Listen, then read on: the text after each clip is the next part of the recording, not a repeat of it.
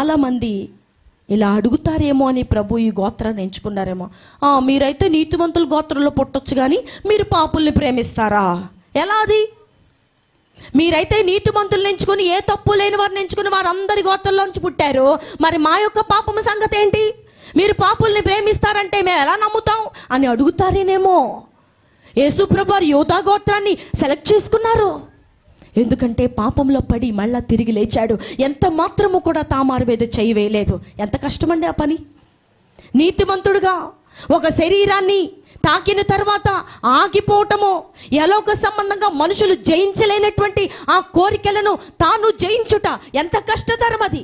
అది జయించలేకే కదా ఈ రోజున పాస్టర్లు అందులో పడిపోతున్నారు, సేవకు రాళ్ళు అందులో పడిపోతున్నారు, ఇంకా విశ్వాసులు అందులో పడిపోతున్నారు. చాలా క్లోజ్ అండి మేమిద్దరం.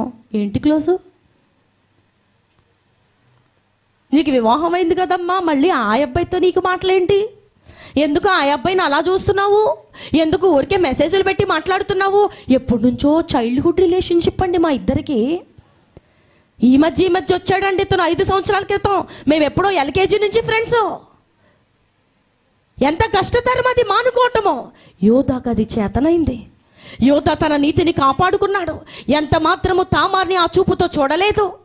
తన ద్వారా సంతానము కలుగు చేసినప్పటికీ కూడా ఆ చూపు కానీ ఆలోచన కానీ ఆ తలంపు కానీ ఆయనలో రానివ్వకుండా మెయింటైన్ చేయగలుగుటయే క్రిస్మస్ యొక్క అంతరార్థం. ఏదో నీట్గా డ్రెస్అప్ అయిపోయి నీట్గా కేకులు కట్ చేసుకొని కోసుకుని తినేస్తే క్రిస్మస్ కాదు. నీ అంతరంగాన్ని నువ్వు ముందు స్టాండప్ చేసుకోవాలి. యోధా ఎలా అయితే తన మనసును స్థిరపరచుకున్నాడో, no I should never see, నేను చూడాలనుకోవటం లేదు. ఆమె శరీరాన్ని నేను ఒకప్పుడు తాకాను కానీ ఇప్పుడు నాకు ఆ ఛాన్స్ లేదు. ఎందుకంటే క్రీస్తు ప్రభు వారు నా జీవితంలోకి వచ్చారు. నేను ఇంకా చూపుతో చూడలేను. అప్పుడే క్రీస్తు ప్రభు వంశావళిలోకి ఆయన పేరు ఏం చేసింది? ప్రవేశించింది. యోధా ఎవరిని కన్నారు? అతని యాకోబు యోధాను అతని అన్నదమ్ములను కనెను. యోధా తామారునందు. ఇక్కడ మీరు చూస్తే, మనం చూస్తే ఈ మత్తయి సువార్త 1వ అధ్యాయంలో 4 స్త్రీల గురించి రాయబడుతుంది. ఎంతమంది చెప్పాలందరూ? 4 స్త్రీలు. సహజంగా వంశావళిలో జెంట్స్ పేర్లు తప్ప లేడీస్ పేర్లు ఉండవు. మీరు ఎక్కడైనా చూడండి.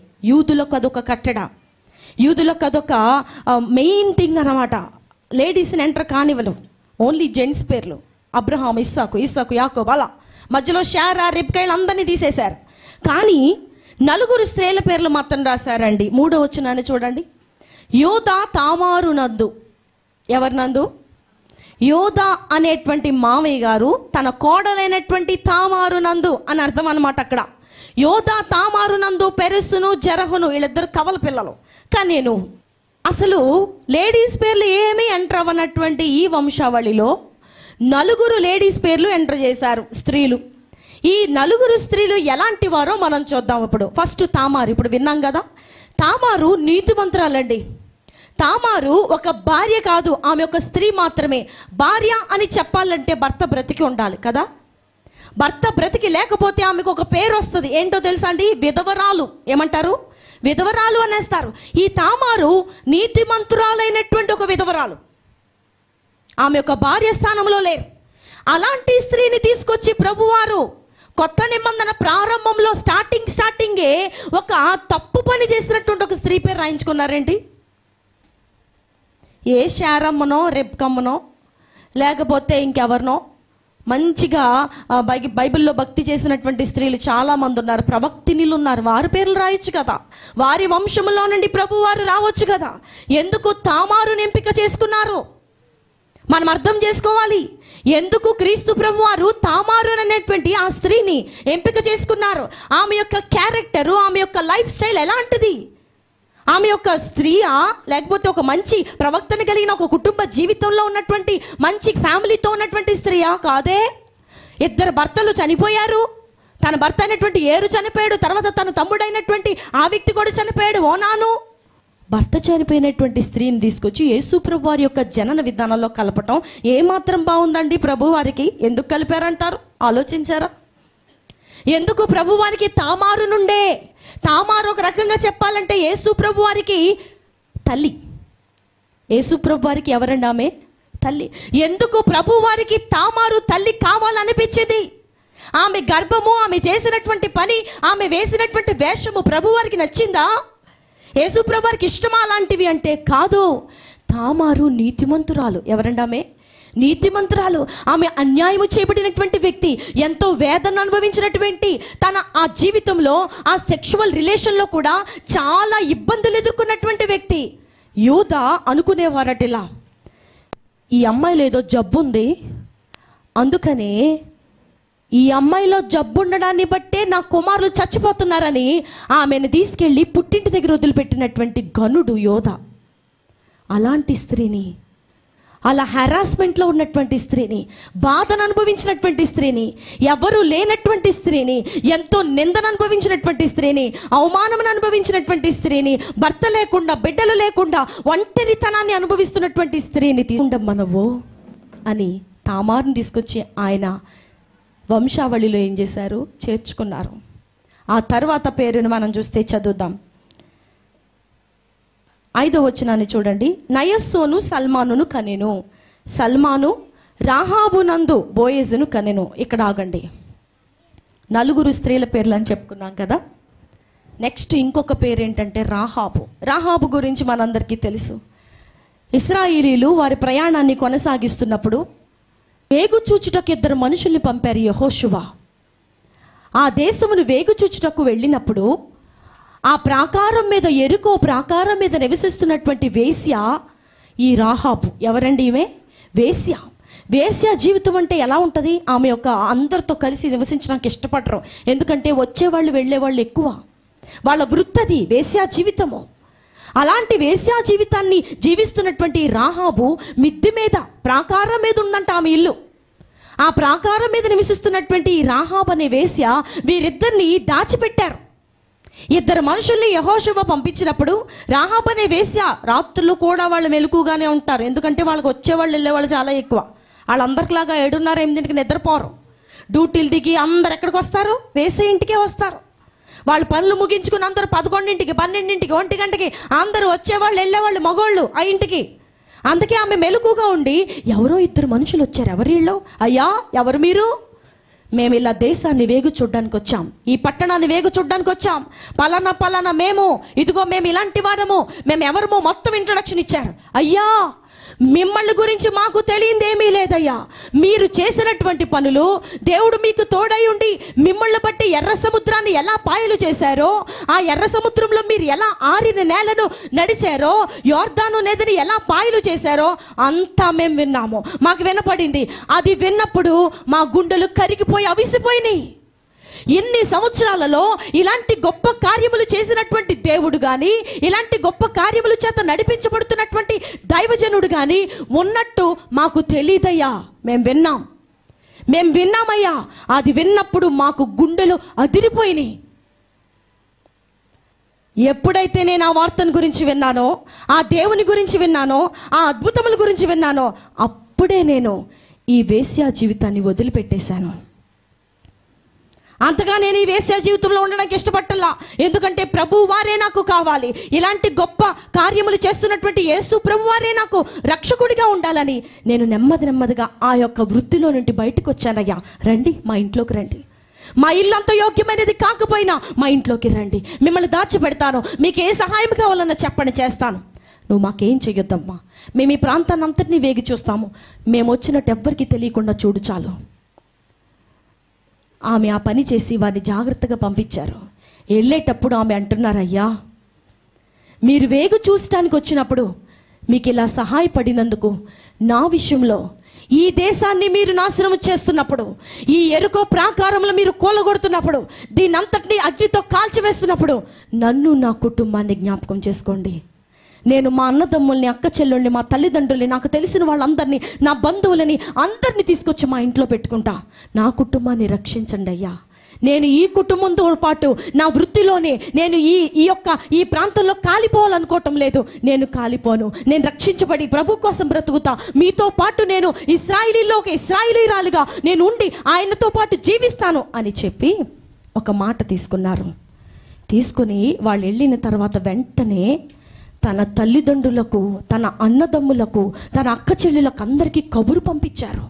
కబురు పంపించి, అమ్మా ఇదిగో కొన్ని రోజుల్లో మన యొక్క పట్టణము నాశనం అయిపోతుంది, కాబట్టి మీరందరూ ఈ రక్షణ అనే ఓడలోనికి వచ్చేయండి.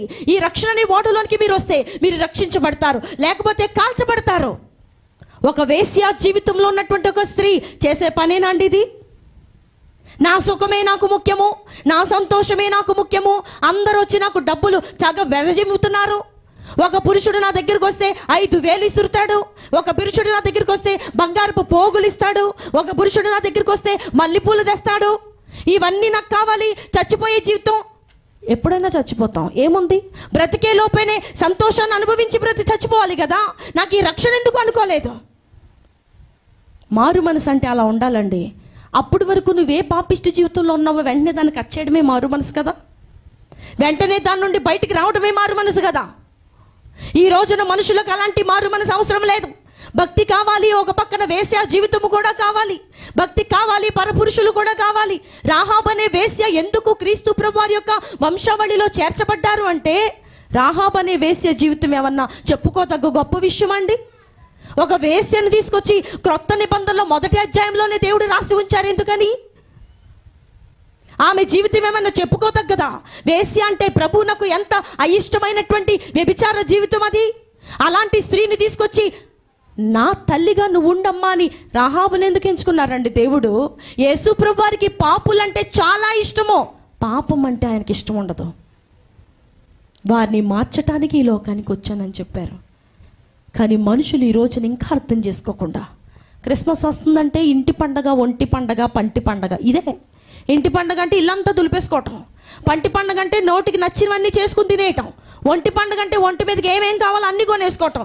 ఈ హృదయం సంగతి ఏం చేసావు? రాహాబు అనే వేశ్య, తన జీవితానికి తన పేరే వేశ్య అని బైబిల్లో చక్కగా రాసి పెట్టారు. రాహాబు అనే వేశ్య అన్నారు. వేశ్య జీవితాన్ని వదిలిపెట్టి మారు మనసు పొంది తన రక్షణే కాకుండా తన కుటుంబాన్ని కూడా రక్షించుకునే అంతగా ప్రయాసపడినటువంటి ఆ తల్లి మార్చబడిన విధంగా నీవు నేను మార్చబడితే ఎంత మంచిదండి. అపవాది ఎవరిని మృంగుదునా అని వెతుకుతూ తిరుగుచున్నాడు ఈ రోజుల్లో. కోస్త లోకానికి అందంగా ఉంటే చాలు, ఇక ఆ స్త్రీని వాడుకుంటాడు, ఆ పురుషుడిని వాడుకుంటాడు. నువ్వు చాలా బాగున్నావు, నువ్వు చాలా బాగున్నావు, ఇంక నీ ఇష్టం వచ్చినట్టు చెయ్యి. నీకు భర్త ఉన్న పర్లా, ఆ భర్తే ఏదో ఒక లీగల్గా ఇంట్లో ఉంటాడంతే, నీకు నచ్చినట్టు నువ్వు చెయ్యి.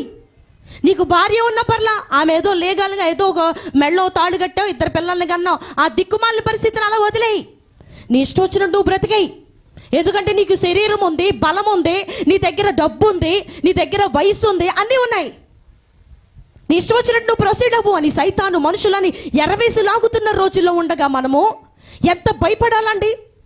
నీ శరీరమును బట్టి పరపురుషులను ఆకర్షిస్తావా?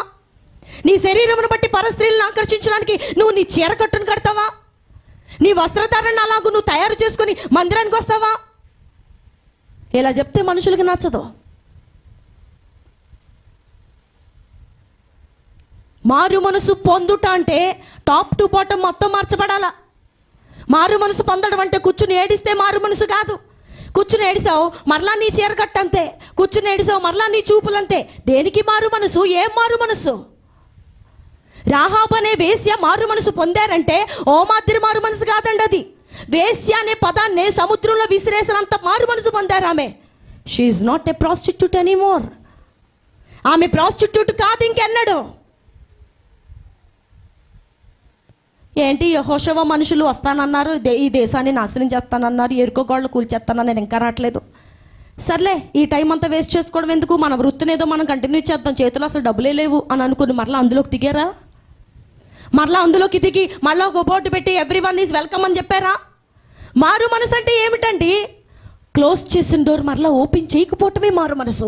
ఓపెన్ చేసిన డోర్ మరలా క్లోజ్ చేయకపోవడమే మారు మనసు. ఏదైనా పూర్తిగా కట్ చేయడమే మారు మనసు. కొంతమంది కట్ చేయకుండా ముడేస్తారు, ఎప్పుడైనా తీసుకోవచ్చు కదా. ఇప్పుడు పిల్లలు పుట్టకుండా ఆపరేషన్ చేసినప్పుడు ఇదివరకు ముడేసేవారట. ముడేసిన తర్వాత కొంతమందికి ఆ ముందున్న 2 పిల్లలు పెద్దోళ్ళు అయిపోయి వాళ్ళు పెళ్ళిళ్ళు అయిపోయిన తర్వాత వాళ్ళకి ఇంకొక పాప పడుద్ది. ఎందుకంటే ఆ పేగు ఏం చేశారు? ముడివేసి ఉంచారు. అది ఎప్పుడు ఊడిపోయింది. మరలా ఏమయ్యారు? కన్సీవ్ అయ్యి మరలా డెలివరీ అయిపోయారు. ఈ రోజున చాలామంది లోకముతో ముడి వేసుకునే ఉంటారు. అమ్మ మారు మనసు పొందారా? మారు మనసు పొందానండి. ఎలా పొందావు? ముడేసుకున్నానండి. ఎప్పుడైనా తీసుకోవచ్చు, నాకు నచ్చినప్పుడు తీసుకోవచ్చు. ముడేసేవాళ్ళు కొందరు, 2 ముళ్ళు వేసేవాళ్ళు కొందరు. ఆ ముళ్ళు చాలా చక్కగా విప్పి మళ్ళీ ముడేసుకుంటారు. ముడేసుకున్నప్పుడు ఎప్పుడైనా ముడి ఊడిపోయి మరలాను లోకంతో కలిసిపోయే అవకాశాలు ఉన్నాయి. అందుకనే దాన్ని ఏం చేయాలి? కట్ చేసి పడేయాలి. ఇంకా నాకు ఆ వేశ్య జీవితానికి సంబంధం లేదండి. యెహోషువ గారు, నన్ను రక్షించమని నేను ఎంత ధైర్యంగా అడుగుతున్నానంటే మామూలుమైన విషయం కాదు. నేను ఇశ్రాయేలీల్లో చేరి మరలా వేసిగా తయారయ్యి మీలో ఉన్నటువంటి ఇశ్రాయేలీలందరినీ మీరు పంపించిన మనుషులతో నేను పాపం చేస్తానని మీరు అనుకోవద్దయ్యా. నేను వేశ్య జీవితాన్ని ఇంకా ప్రారంభించాలనుకోవట్లేదు. నేను దాన్ని ముగించాను, కట్ చేశాను. నా జీవితంలో ఇంకా పదమే లేదు. నేను ఇప్పుడు పవిత్రురాల్ని, నేను ఇప్పుడు నీతిమంతురాల్ని, క్రీస్తు ప్రభువుని వివాహం చేసుకోవటానికి సంగమంగా వధువుగా నేను సిద్ధపడి ఉన్నటువంటి ఒక పవిత్రమైన కన్యకను. ఉందా ఆ సాక్ష్యం మనలో? లోకానికి నీకు మధ్యలో కనెక్షన్ తెగిపోయిందా? కట్ చేసుకున్నావా? లేకపోతే ముడివేసి పెట్టి ఎప్పుడు కావాలంటే అప్పుడు దాన్ని కనెక్ట్ చేసుకుని ఒక్కసారి కనెక్ట్ చేసి సినిమా చూస్తాను, మళ్ళీ ముడేసేస్తానండి. ఒక్కసారి కనెక్ట్ చేసి ఒక అబ్బాయిని చూస్తానండి, మళ్ళీ ముడేస్తానండి. ఒక్కసారి కనెక్ట్ చేసి మళ్ళీ లోక సంబంధమైనటువంటి ఆ విగ్రహారాధనలోకి వెళ్తానండి, మళ్ళీ ముడేసేసుకుంటాం. ఏం పర్వాలేదు, మాకు నచ్చినప్పుడు మా చేతిలో పనే కదా, మా చేతిలో పనే కదా. మేము ఎప్పుడైనా వెళ్ళొచ్చు, ఎప్పుడైనా రావచ్చు. మారు మనసు పొందుట అంటే రాహాబ్ అనే వేశ్యను ఒక ఎగ్జాంపుల్గా చెప్పచ్చు. తన వేశ్య జీవితాన్ని పూర్తిగా పక్కన పెట్టి తాను రక్షించబడ్డమే కాకుండా తన కుటుంబీకులను కూడా తీసుకొచ్చి తన ఇంట్లో పెట్టుకుని ప్రార్థనాత్మతో నింపబడి లోకాన్ని విడిచిపెట్టి దేవుని కొరకు బ్రతుకుతున్నటువంటి రాహాబు యేసుప్రభు వారికి ఒక తల్లండి. ఎందుకు సెలెక్ట్ చేశారు ప్రభువారు? తామారుని సెలెక్ట్ చేశారు, రాహాబుని సెలెక్ట్ చేశారు. ఆ తర్వాత మనం ఇంకా చదివితే ఇంకా ఎవరెవరున్నారు? బోయజు రూతు నందు ఓబేదును కనెను. రూతు యొక్క పరిస్థితి మనకు తెలుసు కదా. భర్త చనిపోయారు, విధవరాలు, పిల్లలు లేరు. మోయాబు దేశంలో నుండి బెత్లెహేము దేశానికి వచ్చారు. మోయాబు దేశము బహు సుందరమైన దేశము. మోయాబు ప్రాంతము గర్విష్ఠులతో నింపబడిన ప్రాంతము. ఏ పని కావాలంటే, ఏ పాపము కావాలంటే ఆ పాపము చేసుకోదగ్గ ఒక విచ్చలవిడి ప్రాంతము మోయాబు ప్రాంతము. ఆ ప్రాంతంలో నుండి అన్ని రెస్ట్రిక్షన్స్ కలిగినటువంటి తన అత్తగారింటికి వచ్చినప్పుడు, తన అత్తగారు ఏమి చెప్తే అది చేయగలిగినటువంటి విధేయత, దీనత్వము తనలో ఉన్నప్పుడు ఆమెను కూడా నా తల్లి అనడానికి ప్రభువారు ఎంత మాత్రమూ సంకోచించలేదు. ఈరోజు నా అత్త కోడల గురించి చెప్పుకోవాల్సిన విషయమే, అసలు చెప్పాల్సిన అవసరమే లేదంటారా? యేసుప్రభుని నమ్ముకున్నామండి, మా అత్తగారికి నాకు అస్సలు పడదండి. యేసుప్రభుని నమ్ముకున్నాం, మేమందరం చర్చికి వెళ్తాం ఆదివారం వచ్చిందంటే. ఆవిడంటే నాకు మనసులో ఏమాత్రం ఇష్టం ఉండదు. కొంతమంది పెళ్ళప్పుడే చెప్పేస్తున్నారంట, ఏమని? మీ పేరెంట్స్ కానీ, మీ చెల్లెళ్ళు కానీ, మీ అక్కలు కానీ మా ఇంటికి వస్తే కుదరదు. మీ అమ్మ నాన్న, మీ చెల్లెళ్ళు, మీ తమ్ముళ్ళు, మీ అన్నయ్యలు, వాళ్ళ భార్యలు ఎవ్వరు కూడా మన ఇంటికి రావద్దు. నువ్వు, నేను, పిల్లలంతే. రిస్ట్రిక్షన్స్.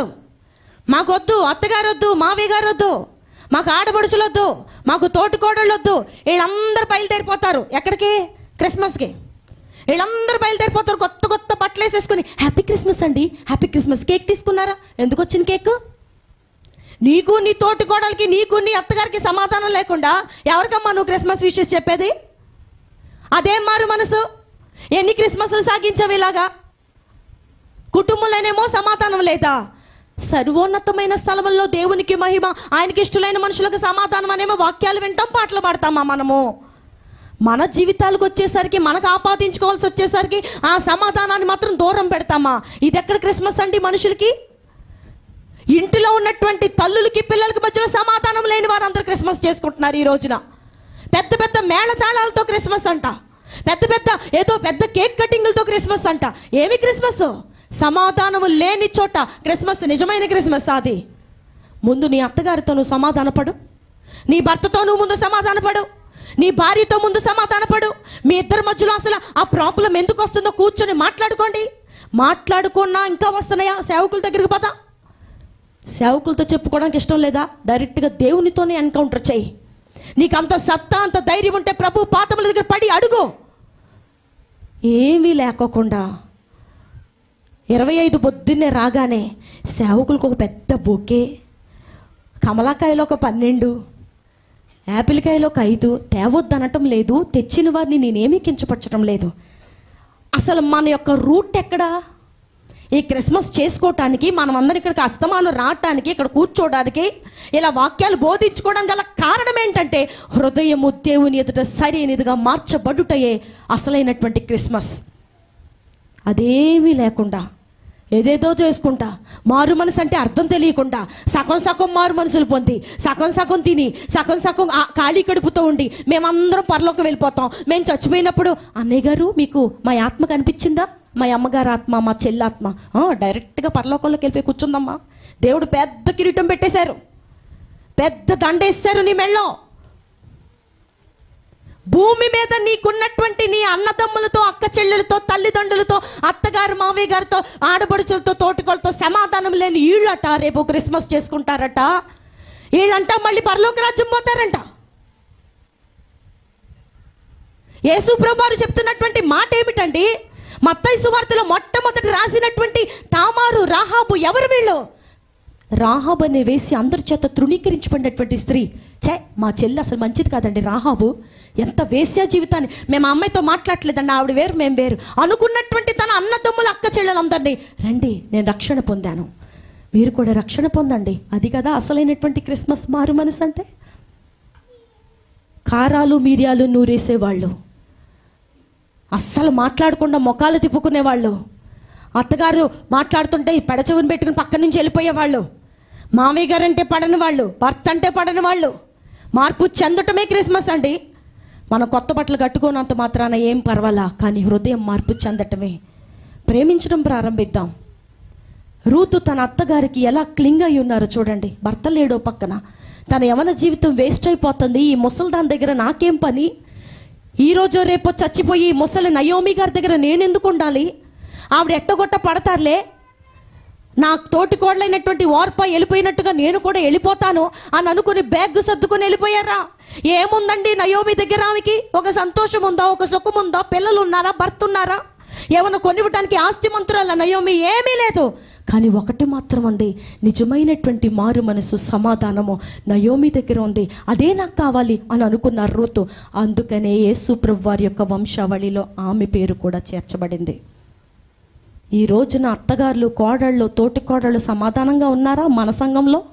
బయటోళ్ళ సంగతి మనకెందుకులే, అసలు మన సంఘంలో సమాధానం ఉందా? ఎక్కడికొచ్చి మాట్లాడుకోకుండా వెళ్ళిపోయేవాళ్ళు ఎంతమందో తెలుసా? వీళ్ళంతా క్రిస్మస్ చేసుకుంటారంట, నువ్వు అలాగే క్రిస్మస్లు చేయి, నువ్వు చేసే క్రిస్మస్ని బట్టి జీరో, అది నీకు ఉపయోగపడదు, దేవునికి ఏమాత్రం మహిమ రాని క్రిస్మస్లు చేస్తున్నావు, నువ్వు వేస్ట్ ఆఫ్ టైం. నిన్ను బట్టి ఆ బట్టల షాపులకు డబ్బులు దండగా తప్ప ఏమీ లేదు అక్కడ. ఎందుకు కట్టుకొచ్చావు కొత్త చీర, కొత్త బట్టలు? నీ హృదయంలో సమాధానం ఏది అసలు? నీ కుటుంబంలో సమాధానం ఏది? వాళ్ళంటే పడదు, వీళ్ళంటే ఎవరూ పడదు, అత్తగారంటే అసలు పడదు, కానీ క్రిస్మస్ చేస్తావు. ప్రేమించటమే క్రిస్మస్, సమాధానంగా ఉండటమే క్రిస్మస్, పగవారిని కలుపుకోవటమే క్రిస్మస్, పాపపు జీవితాన్ని విడిచిపెట్టడమే క్రిస్మస్. ఇది కదా మనం నేర్చుకుంటున్నాం. అదేమీ లేకుండా సేమియా పాయసం కాసేసాం, అందరికీ పట్టుకొచ్చేసాం, మేము తినేసాం, ఆ రోజు రాత్రి బిర్యానీ వండుకున్నాం, హ్యాపీ క్రిస్మస్ అయిపోయింది. హృదయాన్ని సంగతి ఏం చేశాం? దేవుడు ఒక స్త్రీని, ఒక వ్యక్తిని ఆయన వంశావళిలో చేర్చారు అంటే వాళ్ళ వెనకాల ఎంత బ్యాక్గ్రౌండ్ ఉందో చూసారా? రాహాబ్ అనే వేశ్య మార్పు చెంది యేసుప్రభు వారికి తల్లి జాబితాలో చేరిపోయారు. నీవు నేను కూడా మారు మనసు పొందితేనే నిన్ను బట్టి ప్రభు సంతోషిస్తారు, మనల్ని బట్టి ప్రభు ఆనందపడతారు. నిన్ను బట్టి ప్రభు దుఃఖపడకుండా ఉండాలి అంటే, నిన్ను బట్టి ప్రభు సంతోషించాలి అంటే, నీ కుటుంబాన్ని బట్టి, నువ్వు క్రిస్మస్ చేసే విధానాన్ని బట్టి దేవుడు ఆనందపడాలి అంటే నీ హృదయం మార్పు చెందాల్సిందే. ఏ వేశ్యా జీవితంలో ఉన్నావో దాన్ని కట్ చేసేయి, ఏ పరపురుషుల జాబితాలో ఉన్నావు కట్ చేసేయి, ఏ పరస్త్రీల జాబితాలో ఉన్నావు కట్ చేసేయి, ఏ అసమాధానంతో నీ కుటుంబంలో తూగుతున్నావో, కోపాలతో, తాపాలతో, ముఖం చూస్తే మార్చుకుని, కళ్ళు నూరి, నోరు నూరి, పెద్ద పెద్ద కళ్ళు చేసుకుని చూసేవారు అందరూ మార్పు చెందటమే క్రిస్మస్. ఇంకా ఆఖరిగా ఒక స్త్రీ ఉన్నారు, క్లుప్తంగా చెప్తాను. 7వ వచనం ప్రారంభం చూడండి. ఊరియా భార్య. చాలండి, ఇది చూడాలి. 4వ స్త్రీ ఎవరు? ఊరియా భార్య. ఎవరండి ఊరియా భార్య? సబంతా మౌనంగా ఉన్నారు. ఎవరు ఊరియా భార్య? మర్చిపోయాం. బత్షెబా అనండి అందరూ. ఎప్పుడు విన్నట్లేదండి అనుకుంటున్నారా? ఊరియా భార్య అయినటువంటి బత్షెబా, దావీదు ఊరియా యుద్ధ భూమిలో ఉన్నప్పుడు వసంతకాలమున యుద్ధములు జరుగుతున్నటువంటి కాలమున మేడ మీద తిరుగుతూ స్నానం చేస్తున్నటువంటి ఒక స్త్రీని చూస్తారు. ఆ స్త్రీయే బత్షెబ. ఆ బత్షెబ ఎవరి భార్య? ఊరియా భార్య. తన భర్త అయినటువంటి ఊరియా యుద్ధ భూమిలో యుద్ధం చేస్తున్నప్పుడు దావీదు యుద్ధమునకు వెళ్లకుండా ఇంట్లో కూర్చుని అపవాది చేతులు ఏమయ్యారు? కీలు బొమ్మగా మారి చెక్కబడ్డారు. చేయకూడనటువంటి ఒక పాపం చేశారు. వారి ద్వారా పుట్టినటువంటి మొదటి సంతానాన్ని దేవుడు మొత్తారు. ఆ బిడ్డ చనిపోయాడు. తర్వాత దావీదు బత్షెబాకి పుట్టినటువంటి ఒక బిడ్డ, ఆ బిడ్డ పేరే సొలొమోను. ఎవరండి? సొలొమోను. దావీదు తర్వాత రాజ్య సింహాసనాన్ని దేవుడు ఎవరికి ఇచ్చారు? సొలొమోనికి ఇచ్చారు. సొలొమోనికి ఇంకా ఏమిచ్చారు? రాత్రి కలలో కనబడి ప్రభువు మాట్లాడుతున్నారంట సొలొమోనుతో, సొలొమోను నీకేం కావాలన్నా ఇస్తాను, నువ్వేమడిగినా ఇస్తానంటే, ప్రభువా నాకు బంగారం కావాలి, ఆస్తి కావాలని అడగకుండా, ప్రభువా ఇంతమంది జనసంద్రాన్ని నేను మెయింటైన్ చేయాలంటే నాకు జ్ఞానము కావాలి. ఏం కావాలి? I need wisdom. నాకు జ్ఞానము కావాలి. ఆ జ్ఞానాన్ని నాకు ఇవ్వండి చాలు, ఆ మిగతావన్నీ ఆటంతట అయ్యే వస్తాయిలే, రాపోయినా పర్లేదు ప్రభు అని చెప్పినప్పుడు, నువ్వు బంగారమునైనను, నీ శత్రువుల ప్రాణమునైనను, వెండినైనను, తోట్లనైనను, భూములనైనను, ఆస్తినైనను అడుగక జ్ఞానమును అడిగావు కాబట్టి వాటన్నిటితో పాటు వీటిని కూడా సమానంగా ఇచ్చేస్తున్నాను, తీసుకో అన్నారంట ప్రభు. అన్నారు. సొలొమోను అటువంటి జ్ఞానవంతుడు బైబిల్ గ్రంథంలోనే లేరు, ఎక్కడా లేరు. ఆయన రాసిన సామెతలే ఎందుకు సాదృశ్యం. ఎలాంటి అద్భుతమైనటువంటి మాటలు, పరమగీతాలు ఎంత మంచిగా ఆయన రాశారు. దేవుడు ఆయన ద్వారా రాయించారు. ఎందుకు ఊరియా భార్య అయినటువంటి బత్షెబాని ప్రభువారు ఆయన వంశావళిలో చేర్చారు అంటే, ఆమె పాపం ఎరిగినటువంటి స్త్రీ అండి. ఒక పురుషుడితో నుండుటకు ఆమె బలవంత పెట్టబడ్డారు.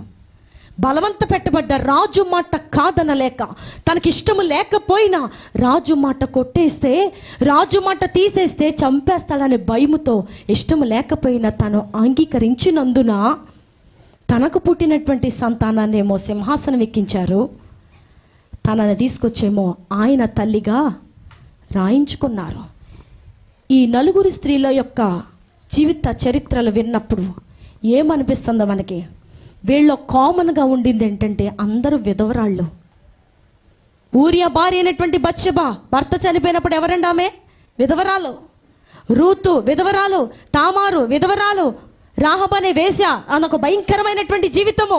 ఎలాంటి పాపములో ఉండిన, పాపముతో పట్టబడిన అలాంటి పరిస్థితిలో ఉండినటువంటి స్త్రీలందరినీ ప్రభు పవిత్రపరిచి తన యొక్క జీవితంలో, ఆయన యొక్క వంశావళిలో చేర్చుటకు గల కారణము ఒకటే ఉద్దేశము, పాపములో ఉండిన ప్రతి ఒక్కరిని రక్షించటమే ప్రభు యొక్క ధ్యేయము. యేసు ప్రభు పుట్టారంటే ఏదో పెద్ద సంబరాలు చేసుకుంటే కాదు.